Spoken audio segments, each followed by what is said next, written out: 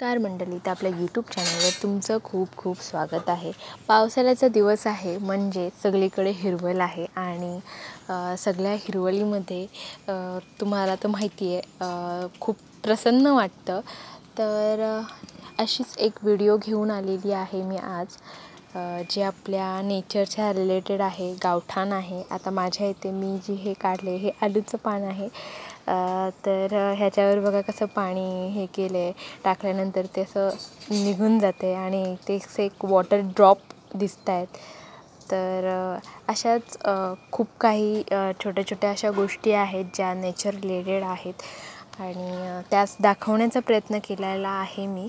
आता हा सीझन आहे लावणीचा, तर सगळीकडे आमच्या इकडे लावणी चालू आहे। तर मी काय शेतात गेलेली नाही आहे लावणी करायला, पण तिथला व्हिडिओ म्हणजे आमच्या शेतामधला जो लावणी करतानाचा व्हिडिओ मी तुमच्यासमोर ह्या व्हिडिओमध्ये शेअर केलेला आहे। तर हे तुम्ही बघितलंच असेल, मायालूचं पान होतं आणि ही केळीची पानं। तर आता पावसाळ्यामध्ये रानटी केळीची पानं म्हणजे केळीची झाडं खूप उगवतात आमच्याकडे, आणि म्हणजे त्यांना काही लावायला नाही लागत, एकदा पाणी पडलं की ते ऑटोमॅटिक होतात। मग त्याचा केलबा वगैरे होतो।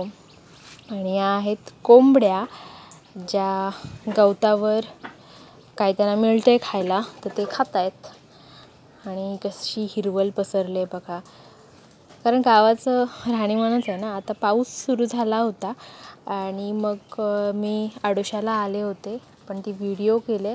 थोडंफार व्हिडिओमध्ये तुम्हाला ब्लरिश दिसेल, कारण सांगते त्याचं पाऊस असल्यामुळे थोडासा कॅमेऱ्याला ती वाफ येते ना, तर त्याच्यामुळे तुम्हाला दिसत नसेल क्लिअर। आता हे लावणीचं व्हिडिओ आहे, तर मी वरूनच शूटिंग केलेलं आहे। मला पाण्याची म्हणजे गढूळ पाण्याची थोडी भीती वाटते, ते पाय असं रुततं। शेतात काम करते, पण जेव्हा पप्पा असतील तेव्हा, मग पप्पा असले की मग शेतात उतरवणार, ते घेऊन जाणार आणि मग पप्पांच्या बाजूलाच उभं राहून मग ती लावणी मी करते। आणि नंतर मग म्हणजे ती पप्पा असल्यावर ती एक भीती नसते। तर यावेळी पप्पा नव्हते थोडे, मग म्हणजे माणसं घेतली होती त्याच्यामुळे मग पप्पा गेले नाही। पप्पा फक्त जे काही लागेल मटेरियल, जे काय पाहिजे असेल तेच फक्त करायला होते। आणि मग पप्पा पण बोलले की नको, आता माणसं आहेत तर। आणि हा पाणी, आणि ही आहे कढीपत्त्याचं फळ, जे पावसाळ्यातच होतं। तुम्हाला हा दाखवायचा होता आणि खूप फोडल्यानंतर एकदम वास येतो कढीपत्तासारखा, पूर्ण कढीपत्तासारखा। तर मी ते फळं आमच्या झाडावर लागलेली होती, तर ती मी दाखवली तुम्हाला, म्हणजे तुम्हाला पण समजेल की कढीपत्त्याची फळं कशी असतात। तर आजच्या व्हिडिओमध्ये इतकंच।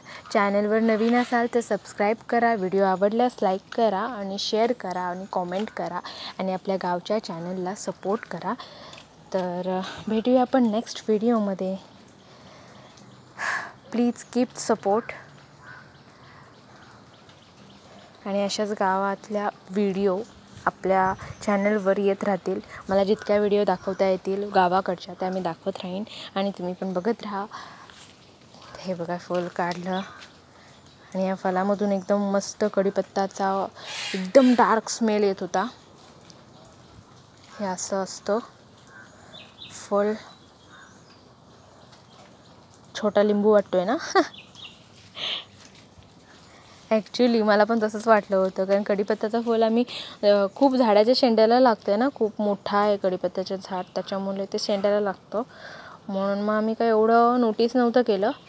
पण वरती टेरेसवर गेले होते कढीपत्ता काढायला, का तर ते वरती आहे म्हणून, तेव्हा समजलं। तर बाय बाय।